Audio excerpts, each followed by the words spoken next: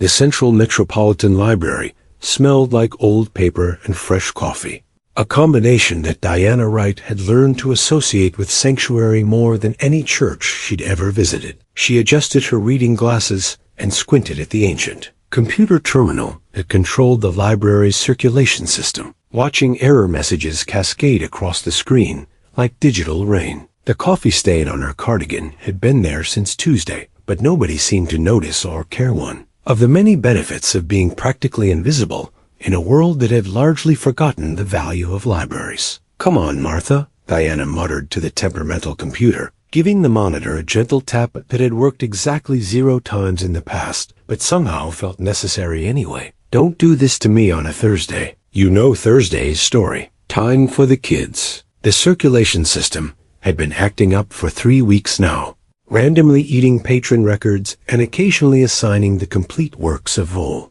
Shakespeare to people who had only checked out romance novels. Diana had submitted 17 different help desk tickets to the city's IT department, each one disappearing into the bureaucratic void with the efficiency of documents falling into a black hole dot at 62. Diana had been the head librarian at Central Metro for almost 30 years. She'd seen the library survive budget cuts that would have killed lesser institutions, watched it transform from a simple book repository to a community center that served everyone from homeless veterans looking for a warm place to sit to doctoral students researching obscure academic topics. The building itself was old, built in 1952 with that solid institutional architecture that suggested permanence and civic responsibility, but the systems inside were a patchwork of upgrades, patches, and jury-rigged solutions that somehow managed to keep functioning through sheer force of will. Diana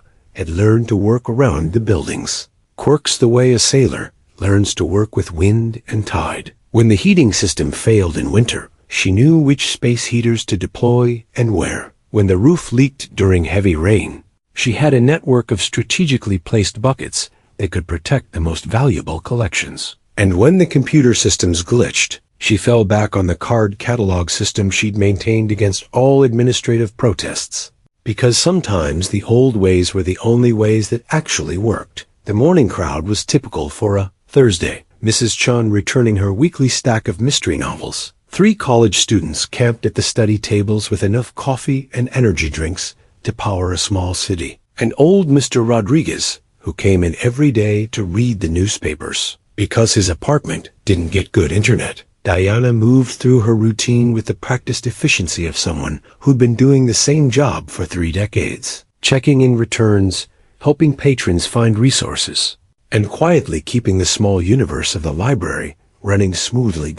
Was while she was reshelving books in the science section that she first noticed something unusual. Standing near the astronomy shelf was a figure she didn't recognize, tall, probably close to 7 feet, with skin that seemed to shimmer between silver and deep blue, depending on how the light hit it. The being was wearing what appeared to be academic robes that looked like they'd been woven from starlight, and they were holding a book on quantum mechanics while occasionally making notes on a device that looked like a cross between a tablet and a piece of crystallized music. Diana had worked in public libraries long enough to develop a highly calibrated sense for when someone needed help but was too proud or shy to ask for it. The alien, because it was clearly non-human, had that particular stillness that people got when they were lost, but trying not to show it. "Finding everything you need?" Diana asked, approaching with the non-threatening demeanor she'd perfected for dealing with nervous researchers. The being looked up, and Diana found herself looking into eyes that seemed to contain actual starlight, deep,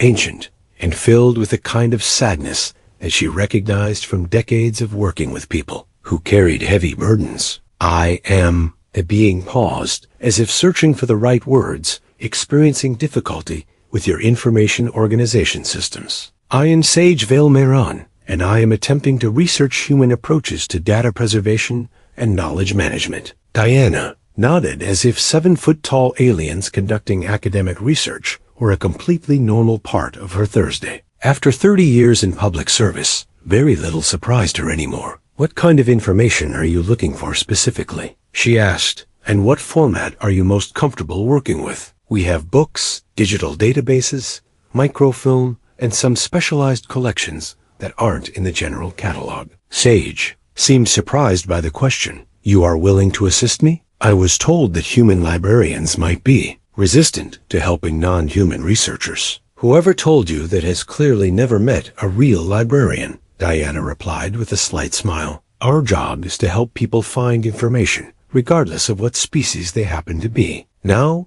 what's your research focus? What followed was a conversation that was both fascinating and deeply troubling. Sage explained that they were a senior data preservation specialist for the Galactic Archive Consortium, essentially a cosmic library system that collected and preserved knowledge from thousands of different species across the galaxy. They had come to Earth as part of a routine survey mission to document human information science and potentially invite humanity to join the consortium. But I am encountering significant difficulties, Sage admitted, their voice carrying harmonics. That made the words seem to come from multiple directions at once. Your digital information systems appear to be fundamentally incompatible with our preservation technologies. Diana led Sage to one of the study tables and pulled up a chair that groaned slightly under the alien's weight. What kind of incompatibilities are we talking about? Sage activated their device, and suddenly the air above the table filled with what could only be described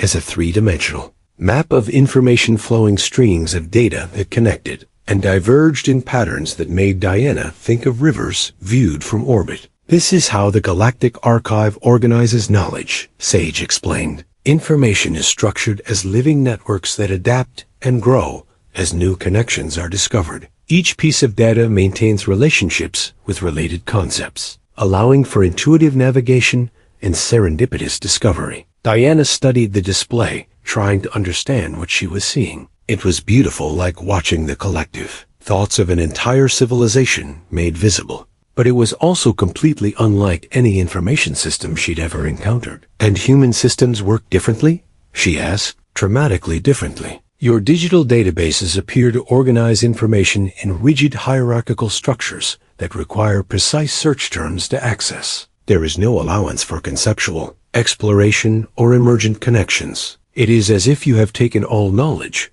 and forced it into separate sealed boxes. Diana thought about the library's computer system, with its Boolean search requirements and exact match protocols. She'd always found it frustratingly limited compared to the intuitive browsing that was possible with physical books. But she'd assumed that was just the trade-off for digital efficiency. What about our physical collections? She asked. Books, periodicals, that sort of thing? Sage's expression brightened slightly. Your physical organization systems are far more sophisticated. The relationships between items on shelves, the cross-referencing systems, the ability to discover unexpected resources through browsing, these approaches are much more compatible with Galactic Archive principles. So the problem is that our digital systems don't work the way our physical systems do. Precisely. But the difficulty extends beyond mere organizational differences. I have been attempting to interface our preservation technology with your digital databases for 3 weeks, but the connections keep failing. Your systems appear to actively resist integration with external networks. Diana had a sudden suspicion. What kind of integration failures are you seeing? Sage manipulated their device,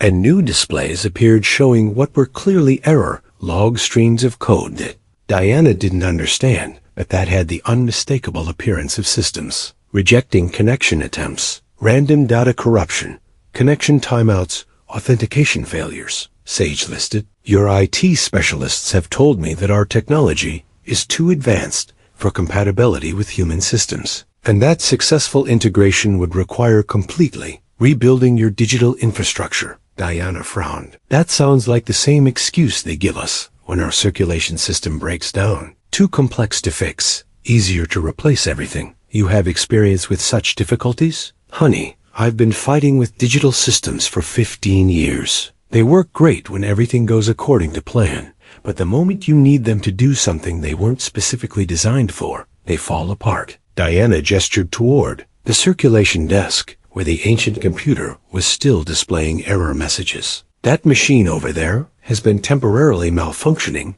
for 3 weeks. because the IT department says it's legacy hardware that doesn't meet current security standards. Sage followed her gaze. And yet you continue to operate the library? Of course. We use the backup systems, improvise workarounds, and fall back on methods that actually work reliably. Diana stood up. Want me to show you something interesting? She led Sage to the back office, where she kept the card catalog system that officially didn't exist anymore. Rows of wooden drawers filled with index cards, each one hand-typed and cross-referenced according to a system that Diana had spent years perfecting. This is how we really keep track of our collection, Diana explained, pulling out a drawer labeled Science Astronomy. Every book, every article, every resource with connections to related materials, frequent research patterns, and notes about which items are most useful for different types of inquiries. Sage examined the cards with something approaching reverence. This is remarkably sophisticated. You have created a physical manifestation of relational data structures. I've created a system that works when the computers don't, Diana corrected, which, frankly, is most of the time. Sage spent the next 2 hours studying Diana's card catalog system with the intensity of a scholar who had discovered a lost civilization. They examined not just the individual cards, but the relationships between them, how Diana had created cross-references that allowed for conceptual browsing, how she'd noted patterns of usage that helped predict what researchers might need, and how she'd built in redundancies that made the system resilient to individual failures. This is extraordinary, Sage said, holding up a card that Diana had annotated with connections to 17 different subject areas. You have intuited principles of information architecture that many species take centuries to develop formally. I just tried to make it easy for people to find what they need, Diana replied with a shrug. If someone comes in looking for information about black holes, they might also be interested in books about general relativity, or biographies of Stephen Hawking, or science fiction stories about space exploration. The connections seem obvious once you think about it, but your digital systems do not support such connections? Diana laughed, a sound with only slight bitterness. Our digital systems can barely support basic searching. If you don't know the exact title or author, you're out of luck. And forget about discovering related materials. The computer thinks. Astronomy and astrophysics are completely unrelated topics. Sage made notes on their device, occasionally looking up at Diana with an expression that seemed to contain growing excitement mixed with something that might have been hope. Diana, Sage said finally, would you be willing to examine our integration difficulties from your perspective? Your approach to information organization appears to bridge the gap between human digital limitations and galactic archive principles. You want me to look at computer problems? I'm a librarian, not a programmer. You are an information systems specialist who has created functional solutions to complex organizational challenges, Sage corrected. The technical implementation is less important than the conceptual framework. Diana considered this. She'd always thought of herself as just someone who was good at organizing things and helping people find what they needed. But when Sage put it that way, it did sound more impressive. What exactly would you need me to do? Help me understand why our systems cannot communicate with yours, and perhaps suggest approaches that might be more successful. Diana followed Sage back to their study table, where the alien activated their device again. This time, instead of the beautiful flowing data streams, the display showed what clearly diagnostic readings numbers, charts, and error codes that painted a picture of systematic failure. Our preservation technology attempts to create what we call living connections with information systems, Sage explained. Instead of simply copying data, we establish ongoing relationships that allow for real-time updates, cross-referencing, and collaborative enhancement of knowledge resources. Like having a conversation with a database instead of just asking it questions? Precisely. But your systems appear to be designed to prevent such interactions. They accept queries, but reject attempts at deeper integration. Diana studied the error logs, though she understood maybe one word in 10. But the pattern was familiar. She'd seen similar rejection messages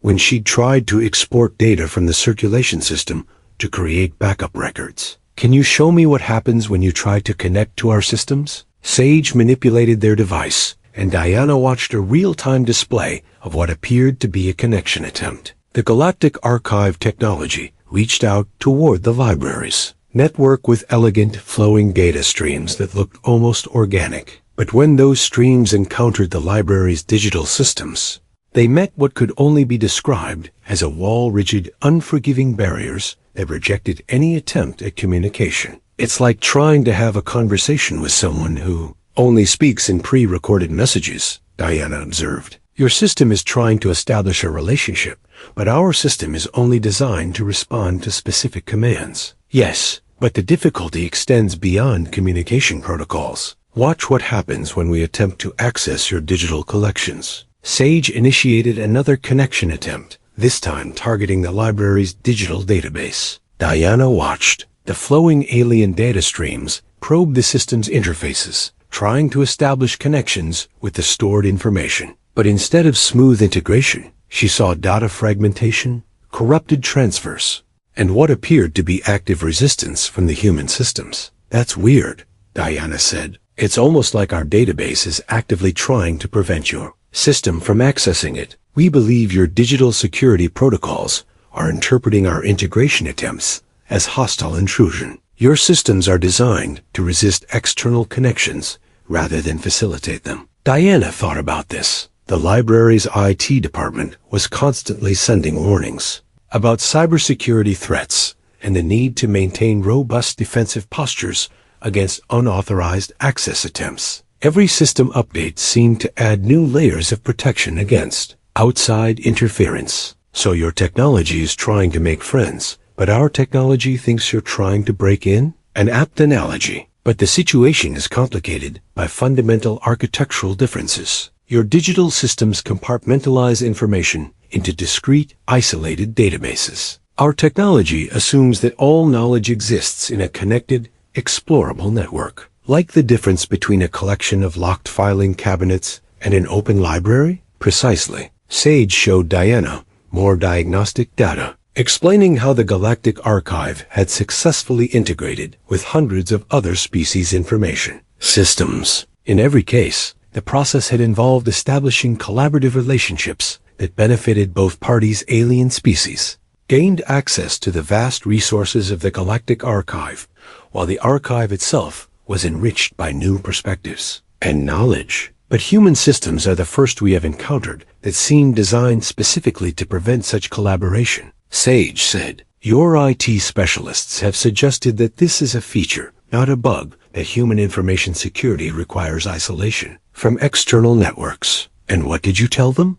I attempted to explain that the Galactic Archive operates on principles of mutual benefit and collaborative enhancement, that our integration would not compromise human data security, but would instead create redundant preservation pathways and enhanced research capabilities. Let me guess, they said it was too risky and outside standard protocols? Sage's expression suggested that Diana had guessed correctly. They recommended that if my species wished to preserve human knowledge, we should simply copy your existing databases and maintain them separately from human systems. Diana winced, which completely defeats the point of having a living, collaborative archive. Precisely. Such an approach would create a static snapshot of human knowledge as it exists today, with no capacity for growth, correction, or enhancement through interaction with other species' perspectives. Diana was beginning to understand the scope of the problem. The Galactic Archive wasn't just trying to preserve human knowledge. They were trying to integrate humanity into a cosmic conversation about ideas, discoveries, and understanding. But human digital systems were designed around assumptions of scarcity, competition, and the need to protect information from unauthorized access. Sage, Diana said slowly, what would happen if humanity couldn't join the Galactic Archive? Sage was quiet for a long moment, their starlight eyes dimming slightly. Your species would continue to develop in isolation. Your knowledge would remain trapped within your own systems, accessible only to humans, and only through human organizational methods. Over time, this isolation would limit your scientific and cultural development. And other species? Other species would lose access to human perspectives and innovations. The archive would be diminished by the absence of human contributions to the collective knowledge base. The weight of that statement settled over Diana like a lead blanket. Humanity was on the verge of being invited to join a galactic community of knowledge-sharing species. But the invitation might be withdrawn because human IT departments were too paranoid to allow meaningful collaboration. "How long do you have to solve this?" Diana asked. "My survey mission was allocated 6 months to assess human information systems and recommend either integration or isolation protocols. I have been here for 3 months with minimal progress. So 3 months to figure out how to make our systems play nice with yours, or humanity gets left out of the galactic conversation." That is a simplified but accurate summary of the situation. Diana looked around the library at the patrons quietly reading, the students researching papers, the children in the corner looking at picture books, all of them part of humanity's ongoing conversation with knowledge and ideas. The thought that this conversation might be cut off from the larger galactic dialogue was almost unbearable. "Sage," she said, "I may not understand the technical details, but I understand information systems. And I understand that the best systems are designed to serve the people who use them, not to protect information from being used. You believe there might be alternative approaches? I believe that every problem has a solution if you're willing to think outside the standard protocols. The question is whether you're willing to learn some very old-fashioned methods for organizing information." Sage's eyes brightened with something that might have been hope. "What did you have in mind?"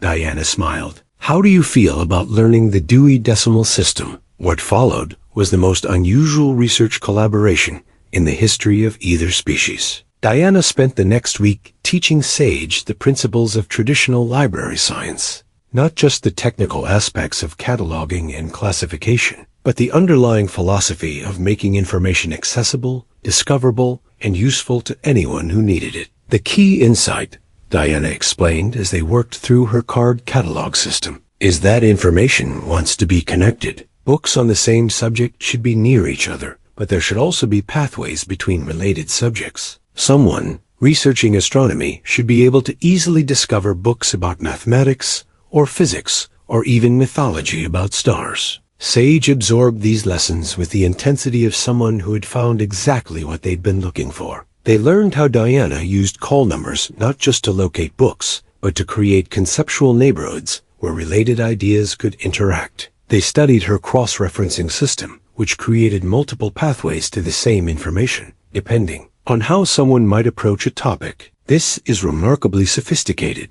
Sage said, examining a card that showed connections between quantum mechanics, philosophy of science, and speculative fiction. "You have created what we would call conceptual bridging, allowing information to exist in multiple organizational contexts simultaneously." "I just figured that people's minds don't work in straight lines," Diana replied. "Someone might start looking for information about black holes because they want to understand cosmology, or because they're writing a science fiction story, or because they heard something on the news that made them curious. The same information should be accessible regardless of how they approach it." Sage made extensive notes, occasionally pausing to compare Diana's methods with Galactic Archive principles. The similarities were striking. Both systems emphasized relationships over hierarchies, accessibility over security, and the assumption that knowledge became more valuable when it was shared rather than hoarded. "Your species has developed these principles independently," Sage observed. "This suggests that effective information organization follows universal principles rather than cultural preferences." "Maybe," Diana said, "but human digital systems don't seem to follow those principles. They're more concerned with controlling access than enabling discovery." This was the central puzzle that consumed their research for the next several days. Human librarians had intuited organizational principles that were compatible with galactic standards, but human programmers had created digital systems that actively worked against those principles. It was as if two completely different philosophies of information had developed within the same species. "I think I understand the problem," Diana said during their 4th day of collaboration. "The people who designed our digital systems weren't librarians, they were computer programmers. And programmers think about information differently than librarians do." "How so?" Diana pulled out her laptop, a personal device that wasn't connected to the library's secure network, and showed Sage her personal research files. Unlike the rigid database structures they'd been struggling with, her personal system was organized around projects, themes, and evolving interests. "See, this is how I actually work," Diana explained, clicking through folders that contained research notes, article clippings, and personal observations. "I don't organize information by strict categories. I organize it by relationships and projects. If I'm researching the history of libraries, I might also collect information about literacy rates, urban planning, and the social impact of public education. It's all connected." Sage studied Diana's personal organizational system with growing excitement. "This is much more similar to galactic archive structures. Your information exists in overlapping networks rather than isolated categories." "Right, but when the library went digital, they hired IT companies to build our systems. And IT companies think about data the way they think about code, everything in separate modules, with strict access controls and clearly defined interfaces. So human digital systems reflect programmer thinking rather than librarian thinking." "Exactly. And librarians weren't consulted about the design because everyone assumed that organizing digital information was a technical problem rather than an information science problem. This revelation opened up entirely new approaches to the integration challenge. Instead of trying to force galactic archive technology to work with human programming conventions, what if they approached the problem from the perspective of library science principles that both species shared? "Sage," Diana said, "what if we created a bridge system? Something that could translate between your flowing, relationship-based data structures and our rigid, hierarchical databases?" "What kind of bridge?" Diana thought for a moment, then pulled out a pencil and started sketching on a piece of paper. "Look, your technology is like a river flowing, adaptive, making connections naturally. Our digital systems are like a series of dams. They control the flow, but they also interrupt it." She drew a simple diagram showing flowing lines meeting rigid barriers, then added a series of smaller connections around the barriers. "But what if we created a system of channels and locks like they use for ships to navigate between different water levels? Your flowing data could be temporarily structured into formats that our rigid systems can accept, then restored to flowing format once it's through the barriers." Sage studied the sketch with growing interest. "You are proposing a translation layer that maintains the essential characteristics of both systems while enabling communication between them." "Right. Your data keeps its relationship structures, but it gets packaged in ways that our security systems won't reject. And our data gets connected to your network structures without requiring us to rebuild our entire digital infrastructure. This is ... This could work, but it would require deep understanding of both systems." "Which is exactly what we've been developing," Diana pointed out. "You understand your technology. I understand ours, and we've both learned how information really wants to be organized." What followed was 2 weeks of the most intensive collaborative work Diana had ever experienced. Sage taught her the principles of galactic archive technology, how information was structured as living networks, how relationships between concepts were maintained and updated automatically, how the system adapted to new knowledge and changing. Understanding Diana showed Sage the reality of human digital systems, the security protocols that treated all external connections as potential threats, the database structures that compartmentalized information into isolated silos, the search algorithms that required exact matches rather than conceptual exploration. But more importantly, they worked together to understand the underlying principles that both systems were trying to serve. The Galactic Archive wanted to preserve knowledge and make it accessible to all species. Human digital systems wanted to protect information and ensure reliable access for authorized users. Both goals were valuable, but they had led to incompatible implementation approaches. The problem, Diana realized during their second week of collaboration, is that our systems are designed around scarcity thinking. They assume that access to information is a limited resource that needs to be carefully controlled, whereas Galactic Archive principles assume that information becomes more valuable when it is more widely accessible, Sage replied. Right, so we need to design a bridge that satisfies both sets of assumptions. Your system gets the open, collaborative access it needs, but our system sees controlled, authorized connections that meet security requirements. They began prototyping interface designs using Diana's personal laptop and Sage's portable archive technology. The first attempts were clumsy data translations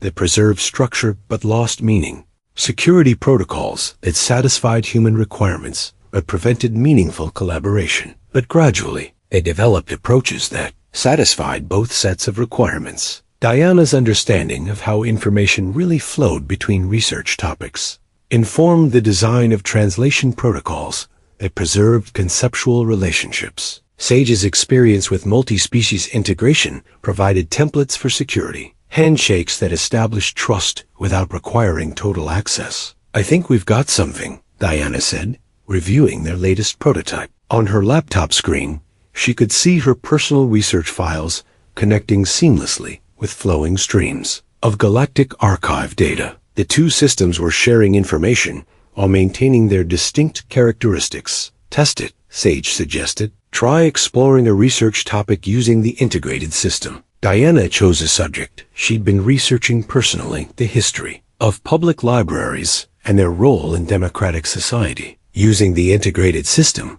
she found herself following information pathways that led from historical documents in human databases to comparative analyses from dozens of other species in the Galactic Archive. "This is incredible," she breathed, watching her understanding of library science expand to include perspectives from civilizations that had developed entirely different approaches to information sharing. "I can see how other species have solved problems we're still struggling with, and your research is simultaneously contributing to archive understanding of human approaches to public knowledge access," Sage pointed out. This is true collaboration. But their success with the prototype raised a new challenge: how to convince human IT departments and galactic archive administrators that their hybrid approach was viable for large-scale implementation. "The technical aspects are proven," Sage said, "but both our bureaucracies will resist approaches that don't fit established protocols." Diana thought about her 30 years of experience dealing with institutional resistance to change. "Then we don't ask for permission. We demonstrate results." "What do you mean?" "We implement the bridge system here, in this library, using my authority as head librarian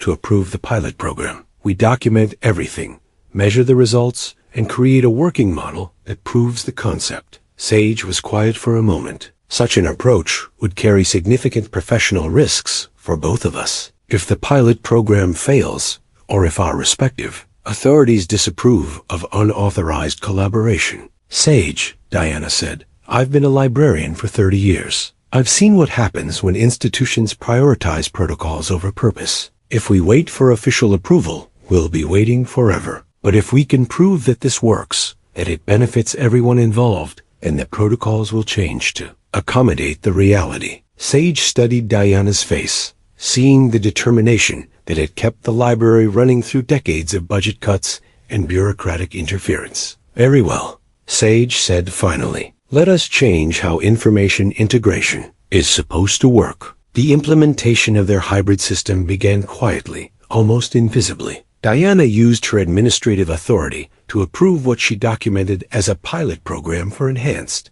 digital resource integration. Bureaucratic language that sounded boring enough to avoid immediate scrutiny from the city's IT department. Sage set up their Galactic Archive interface in the library's back office, connecting it to Diana's personal research systems and creating the first functional bridge between human and galactic information networks. To any casual observer, it looked like Diana had simply upgraded her computer setup. The flowing streams of alien data were visible only on Sage's specialized display, while Diana's terminal showed familiar library interfaces enhanced with new search and discovery capabilities. The first test came when Mrs. Chun asked for help finding books about alternative medicine for her arthritis. In the past, Diana would have directed her to the health section and maybe suggested a few related topics. But using the integrated system, Diana discovered connections she'd never imagined.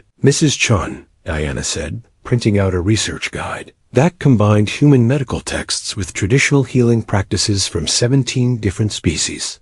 "Did you know that the Zephyrian culture has been dealing with joint inflammation in low-gravity environments For over 1,000 years, they've developed some fascinating approaches that might give you new perspectives on managing your condition. Mrs. Chun looked at the reading list with growing amazement. These are books here in the library? Some are physical books, some are digital resources, and some are translations from the Galactic Archive that are now accessible through our system. It's all connected now. Word spread quickly through the library's patron community. Researchers discovered that their questions could be answered with resources from hundreds of worlds. Students found that their projects could incorporate perspectives from civilizations that had faced similar challenges. Even casual readers discovered that their interests could be explored through entirely new dimensions of understanding. Dr. Martinez, a biology professor who frequently used the library for research, was particularly impressed. Diana, I don't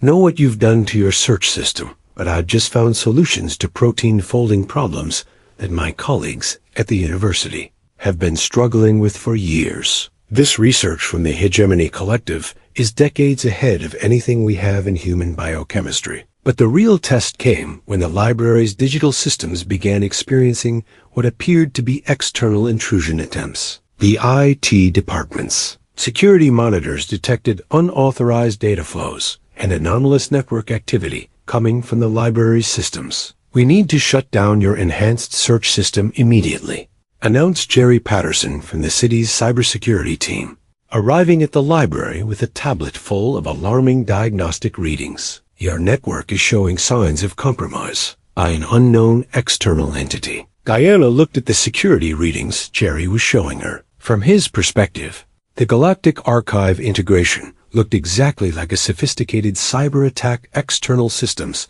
establishing unauthorized connections, transferring large amounts of data, and bypassing normal security protocols. Jerry, Diana said carefully, what if I told you that those intrusion attempts are actually authorized research collaborations? With who? There's no record of any approved external partnerships in the city's IT database. This was the moment Diana had been dreading. She could shut down the integration to satisfy Jerry's security concerns, or she could reveal the true nature of their pilot program and face the consequences. The external entity is a representative of the Galactic Archive Consortium. Diana sighed. We're participating in a pilot program for interspecies information sharing. Jerry stared at her. You're telling me that aliens are hacking our library system? I'm telling you that we're collaborating with an advanced civilization to enhance our research capabilities and contribute human knowledge to a galactic database. Before Jerry could respond, Sage emerged from the back office, their 7-foot frame and starlight woven robes making Jerry take several steps backward. Mr. Patterson, Sage said in their harmonically enhanced voice, I am Sage Valmiron of the Galactic Archive Consortium. I assure you that our data integration protocols pose no security threat to human systems. Jerry's tablet slipped from his hands and clattered on the floor. You're an actual alien. I am a non-human intelligence, yes. And I have been working with Diana to create the first successful bridge between human digital systems and galactic archive networks. What followed was 3 hours of the most unusual technical discussion Jerry had ever experienced. Sage explained the principles of galactic archive technology, demonstrated the security protocols that protected both human and alien data, and showed Jerry exactly how the integration system worked. So when my security scanners detected unauthorized data transfers, Jerry said slowly, they were actually detecting authorized research collaborations with an alien database? Precisely. Your security systems are designed to detect and prevent unauthorized access. They cannot distinguish between malicious intrusion and beneficial collaboration because such distinction requires understanding the intent and authorization of external entities. Diana pulled up her documentation of the pilot program's results. Jerry, look at what we've accomplished in just 2 weeks. Research quality has improved dramatically. Patron satisfaction is through the roof. And we've created the first functional model for human-alien information sharing. Jerry studied the data, his expression shifting from alarm to confusion to something that might have been wonder. This is incredible. But Diana, you should have cleared this with the IT department first. We have protocols for a reason. I tried working through official channels for 6 months, Diana replied. Remember all those help desk tickets about the circulation system? I was told repeatedly that my problems were too complex for standard solutions and outside normal operational parameters. But this is different. This is contact with an alien civilization. This is collaboration with a more advanced information science community, Diana corrected. And it's exactly the kind of breakthrough that becomes impossible if we wait for bureaucratic approval. Jerry was quiet for a long moment and looked directly at Sage. You said this is a pilot program. What happens next? If successful, the integration model developed here will be submitted to both human and galactic authorities as a template for species-wide information sharing. Sage replied, humanity would be invited to join the Galactic Archive Consortium as a full partner, and if it's not successful, then humanity remains in informational isolation, and the galaxy loses access to human perspectives and innovations. The weight of that statement seemed to settle over Jerry like a heavy blanket. So you're telling me that what happens in this library could determine whether humanity joins a galactic community or remains cut off from alien knowledge. That is a simplified but accurate assessment. Sage confirmed. Jerry picked up his tablet and scrolled through the security readings again. Diana, I need to report this to my supervisors, but I'm going to recommend that we provide official support for the pilot program instead of shutting it down. You are? Jerry picked up his tablet and scrolled through the security readings again. Diana, I need to report this to my supervisors, but I'm going to recommend that we provide official support for the pilot program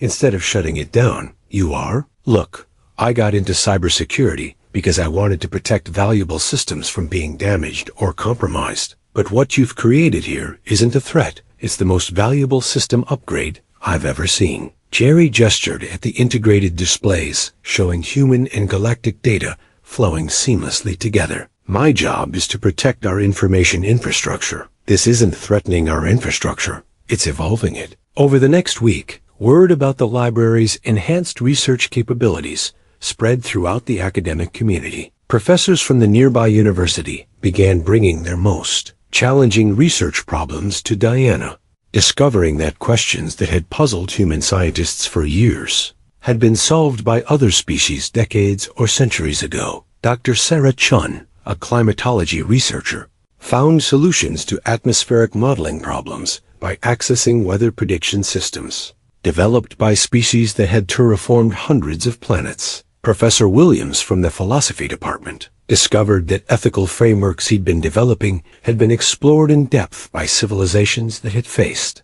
similar moral challenges on a galactic scale. Diana, Dr. Chun said after spending an afternoon exploring climate data from 40 different worlds, what you've created here isn't just an information system. It's a window into how the universe thinks about problems. But the real breakthrough came when the integration system began demonstrating its true collaborative potential. Human researchers weren't just accessing alien knowledge, they were contributing human perspectives that enriched the Galactic Archive's understanding of complex problems.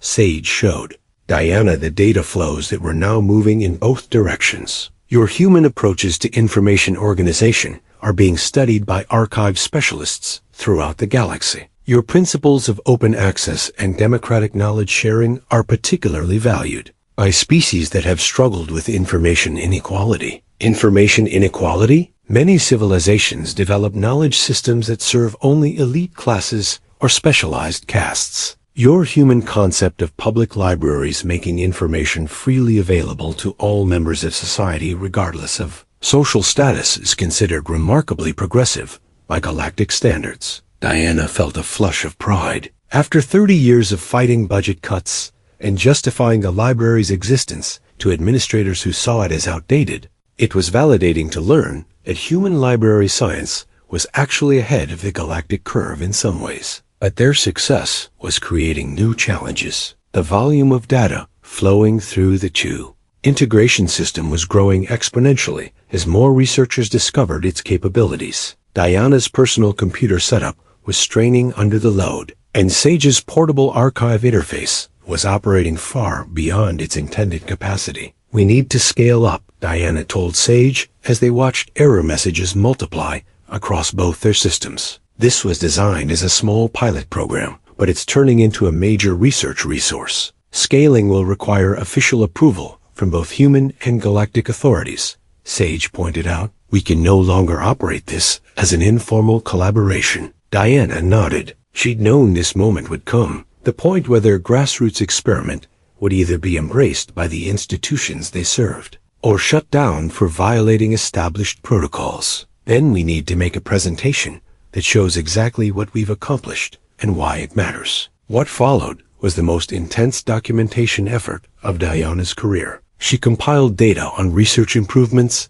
patron satisfaction, breakthrough, discoveries, and collaborative contributions that painted a picture of unprecedented success. Sage contributed analysis of the integration's impact on galactic archive effectiveness and the value of human perspectives in solving complex problems. The presentation was scheduled for the following Tuesday, with attendees including the city's IT director, the university's research council, representatives from the Galactic Archive Consortium, and various bureaucrats who would determine whether their pilot program lived or died. Are you nervous? Diana asked Sage the night before the presentation. Terrified, Sage replied with surprising honesty. If we fail to convince them, not only will this integration be terminated, but I will likely be reassigned to survey missions with species that are considered more compatible with established protocols. And I'll probably be forced into early retirement for conducting unauthorized alien collaborations, Diana added. But you know what? I've been a librarian for 30 years, and this is the most important work I've ever done. If it ends my career, at least it'll end with something that mattered. Sage's starlight eyes brightened. You know, Diana, in all my years with the archive, I have never encountered a species quite like humans. Your willingness to take personal risks for the benefit of others, your insistence on sharing knowledge rather than hoarding it, your ability to find solutions that serve everyone rather than just yourselves. These are remarkable qualities. We're not perfect, Diana said. We make plenty of mistakes. All species make mistakes. The difference is how you respond to them. When you discovered that your digital systems were incompatible with archive protocols, you didn't simply accept incompatibility as inevitable. You found ways to bridge the gap. That's what librarians do, Diana replied with a smile. We connect people with the information they need, whatever it takes. The presentation began badly. The city's IT director, Mr. Hawkins, arrived with what appeared to be a pre-written termination order for the pilot program. The university's research council members looked skeptical about the security implications of alien data integration, and the Galactic Archive representatives seemed concerned that the informal, grassroots nature of the collaboration violated established diplomatic protocols. Ms. Wright, Mr. Hawkins began, while we appreciate your initiative in exploring new research tools, the cybersecurity implications of unauthorized alien network access are simply unacceptable. The city cannot risk exposure to unknown technological threats. Diana had expected this response. Instead of arguing about security protocols, she decided to demonstrate results. Mr. Hawkins, before we discuss theoretical risks, would you like to see actual outcomes? Diana activated the integrated system and pulled up a research interface that Jerry had helped optimize for presentation purposes. Dr. Martinez, you mentioned last week that your biology department was struggling with protein and synthesis research. Could you give us a specific example? Dr. Martinez, who had been advocating for the program since discovering its capabilities, nodded. We've been trying to understand how certain bacteria maintain protein stability in extreme temperature environments. It's been a major obstacle in developing heat-resistant industrial enzymes. Diana input the research parameters, and within seconds, the integrated system displayed solutions from 14 different species that had solved similar problems. The screen showed molecular diagrams, environmental adaptation strategies, and synthesis techniques that were decades ahead of human biotechnology. This information, Dr. Martinez said to the assembled administrators, would have taken our research team years to develop independently. We accessed it in under 30 seconds. But Diana wasn't finished. Mr. Hawkins, you're concerned about security threats. Sage, can you show them our security protocol analysis? Sage activated their display showing the multi-layered authentication and encryption systems that protected both human and galactic data during integration. Human cybersecurity protocols are actually more rigorous than what many species use. Your paranoia about external threats has resulted in protective systems that exceed Galactic Archive security standards. More importantly, Diana continued, the integration isn't just giving us access to alien knowledge, it's contributing human innovations to galactic problem-solving. She pulled up examples of human research that had been enhanced and distributed through the archive network. Our approaches to democratic information access, collaborative research methods, and public knowledge sharing are being studied by civilizations across the galaxy. The Galactic Archive representative, a being called Wisdom Keeper Troth, spoke in harmonics that required translation. The human information science principles demonstrated in this integration have already influenced archive protocols in 17 systems. Your species' commitment to universal knowledge access challenges assumptions that many civilizations have held for millennia. Diana could see skepticism wavering in several faces around the conference table, but she had one more demonstration,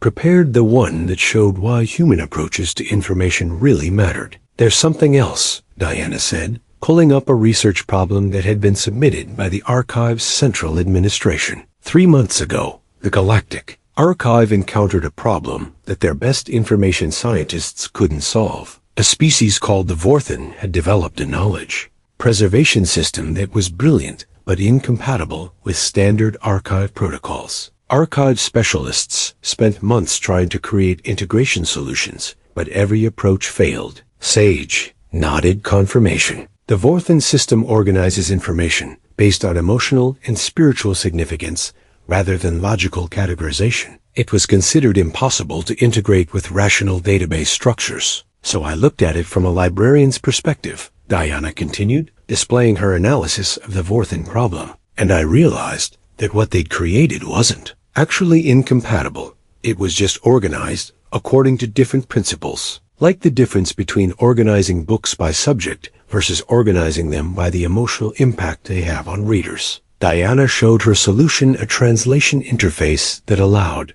Vorthen emotional significance data to be mapped to archive logical significance categories without losing the essential meaning of either system. I solved it using card catalog principles, Diana said simply. Multiple classification systems, cross-referencing, and the assumption that the same information can be valuable for different reasons depending on who needs it and why. The silence in the conference room was profound. Mr. Hawkins was staring at the displays with something approaching awe. The university researchers were frantically taking notes, and Wisdom Keeper Trath was making sounds that the translation system rendered as expressions of profound admiration. Ms. Wright, Wisdom Keeper Trath said, your solution to the Vorthen integration challenge has been implemented across the entire Galactic Archive network. It is considered one of the most elegant information science breakthroughs in recent galactic history. You solved a problem that stumped the best minds in the galaxy, Dr. Martinez added, using techniques you learned in library school. Diana felt herself blushing.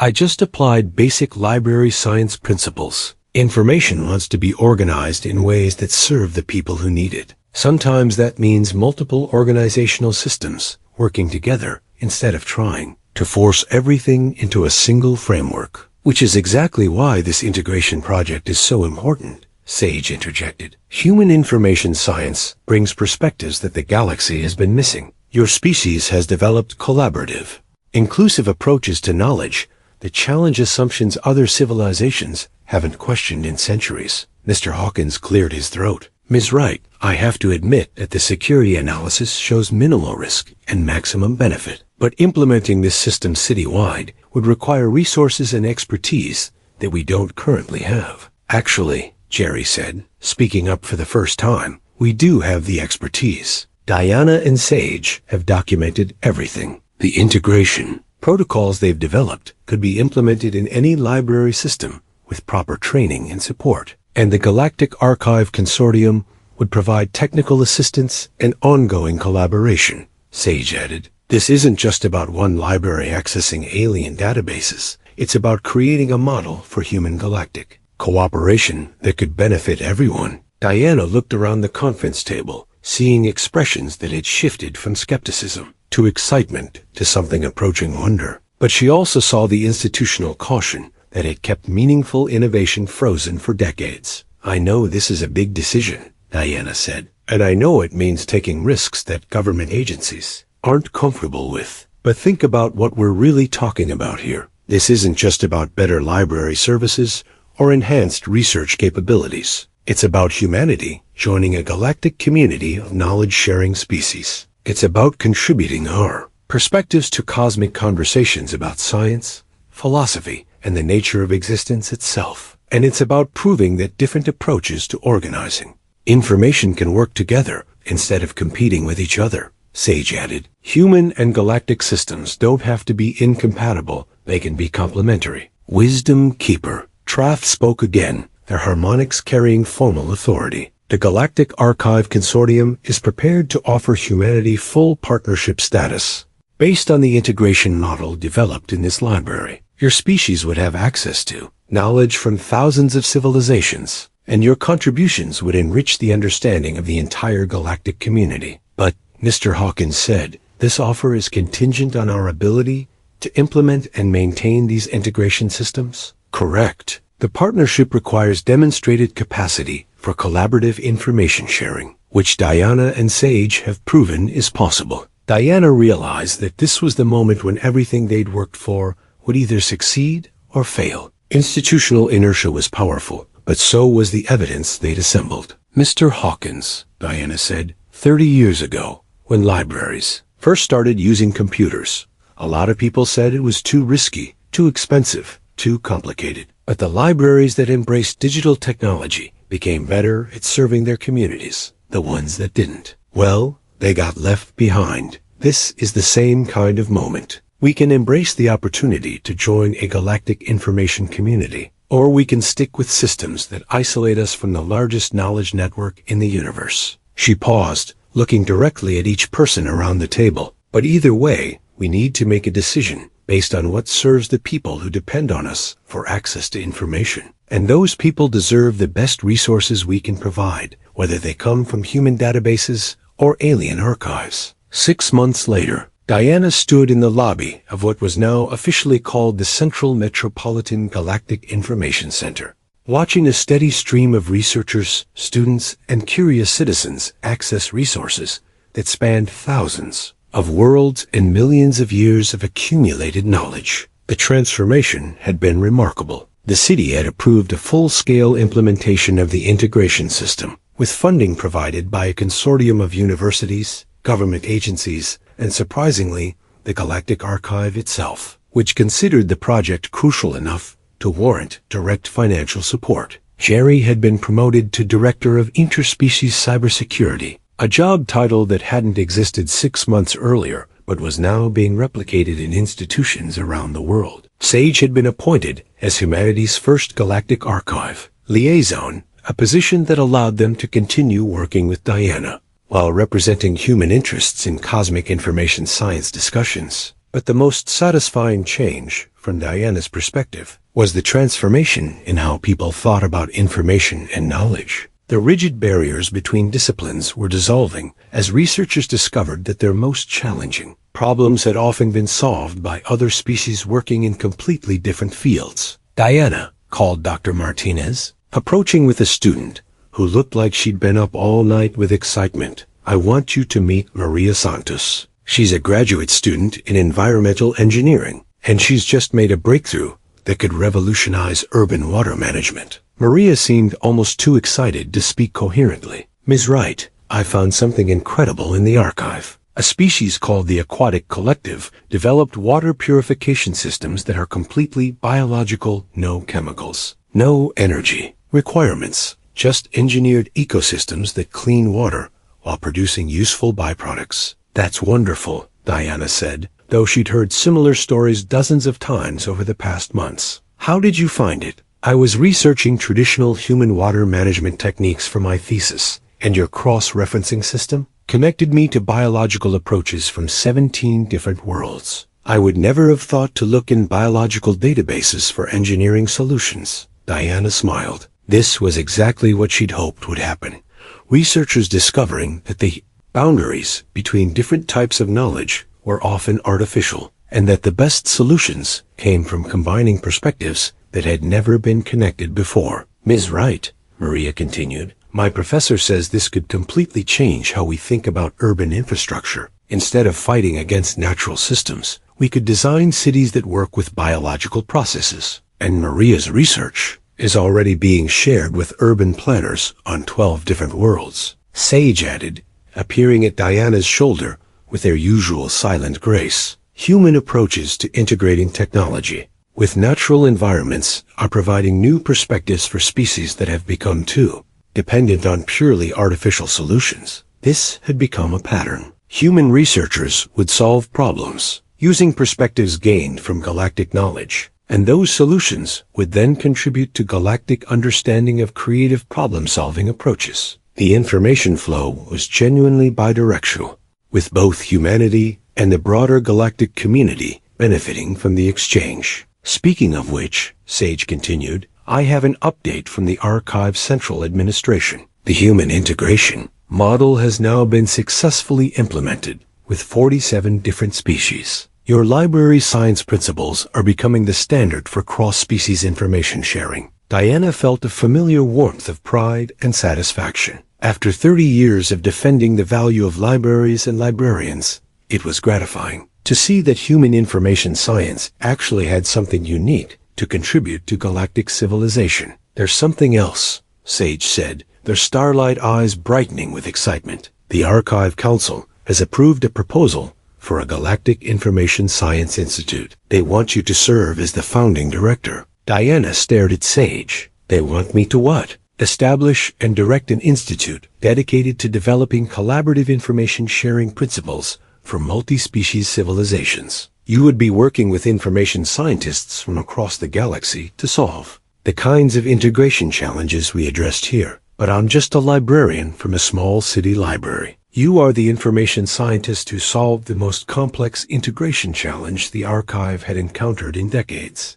Sage corrected. You are the human who proved that different approaches to organizing knowledge can enhance each other rather than competing. You are exactly who the galaxy needs for this position. Diana looked around the bustling library, watching patrons from dozens of different species working together on research projects that would have been impossible just months earlier. Human students were collaborating with Veltari engineers. Zephyrian philosophers were discussing ethics with human theologians. And crystalline beings were sharing artistic techniques with human designers. I would have to leave all this? Diana asked. You would be expanding this, Sage replied. The principles you developed here would be applied to information sharing challenges throughout the galaxy. Think of it as the ultimate library science project helping entire civilizations learn to share knowledge effectively. Diana thought about her 30 years in the library, fighting for resources, defending the value of public access to information, and watching technology change everything about how people interacted with knowledge. She thought about the satisfaction she'd felt when helping patrons find exactly what they needed, and the joy of connecting people with information that changed their understanding of the world. Would I still be doing the same work, essentially? Diana asked. Helping people find information and connecting knowledge with the people who need it on a galactic scale. Yes. Diana looked at Sage, this remarkable being who had trusted her enough to collaborate on something that neither of their species had ever attempted before. She thought about the risk they'd both taken and the success that had exceeded their wildest expectations. When do I start? 1 year later, Diana stood in the Archive Central Complex on Galactic Station Alpha, looking out at a vista that contained more accumulated knowledge than humanity had ever imagined possible. Her office was filled with information scientists from dozens of species, all working together on projects that would have been considered impossible before the human integration model proved that different approaches to knowledge could enhance rather than conflict with each other. On her desk was a simple wooden nameplate that read Director Diana Wright, Department of Collaborative Information Science. Next to it was a photo of the Central Metropolitan Library, where it all started with a librarian, an alien, and the simple belief that information wanted to be shared. The universe had turned out to be a much more interesting place than Diana had ever imagined, and it was full of people, human and otherwise, who were eager to learn from each other, if only someone was willing to help them find the connections they needed.